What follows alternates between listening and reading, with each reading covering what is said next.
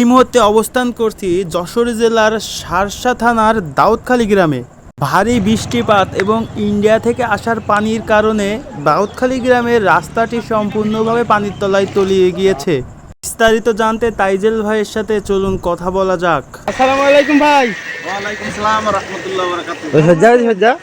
ভালো ছিলাম কিন্তু এখন আর ভালো নেই, কারণ হচ্ছে এই আমাদের যশোর জেলার শার্শা থানার এটা হচ্ছে দাউদখালী গ্রাম। এটা হচ্ছে একটা পাকা রাস্তা। এই রাস্তাটা প্রায় 2 ফিট পানির নিচে।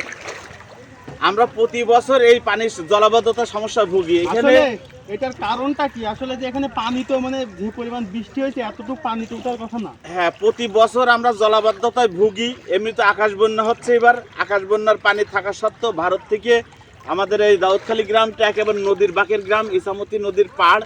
এই ইসামতি নদীর কুল ঘেঁষে আর একটা খাল বয়ে গেছে, এটা সাহেবের খাল। এই খাল থেকে প্রায় 172টা বিলের সংযোগ আছে। এখন এই ভারতীয় পানি বাংলাদেশে ঢোকার কারণে আজকে এই রাস্তার সব তলিয়ে অনেক মানুষ ঘর বাড়ি ছেড়ে দূরের স্থানে তারা নিরাপদ আশ্রয় গেছে। অনেক ফসলি জমি আমরা মনে করেন ধান ডুবে গেছে, হাজার হাজার বিঘা জমির। আর অনেক জমির পাট আমরা এখনো তুলতে পারিনি, এই পানির চাপের কারণে পাটগুলো তোলা সম্ভব হচ্ছে। কত হেক্টর জমি মতন ক্ষতি হয়েছে তো আপনার জানা মতে?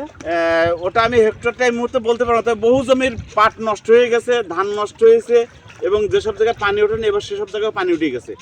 এই পানির চাপের কারণে প্রতি বছর আমাদের কৃষি প্রধান দেশ, এই এলাকার মানুষ প্রচুর কৃষিতে লস খাচ্ছে, প্রচুর ক্ষতিগ্রস্ত হচ্ছে।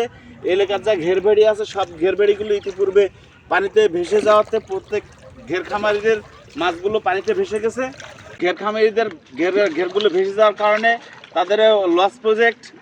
আমরা প্রতি বছর এই জলাবদ্ধতা ভুগি। তাই আমি আমাদের যশোর জেলা প্রশাসন ডিসি সাহেবকে অনুরোধ করবো স্যার, কিংবা আমাদের থানা শার্শা থানা ইউনো স্যারকে অনুরোধ করবো স্যার, যদি আপনি আমাদের এই জলাবদ্ধতার কারণে যে আমাদের দাউদখালী যে খালের মুখের যে বান্ধনটা, এই বান্ধনটা যদি আপনারা সঠিকভাবে দিয়ে দেন, তাহলে মনে হয় অত্র এলাকায় এত বড় ক্ষতির সম্মুখীন আমরা হই না।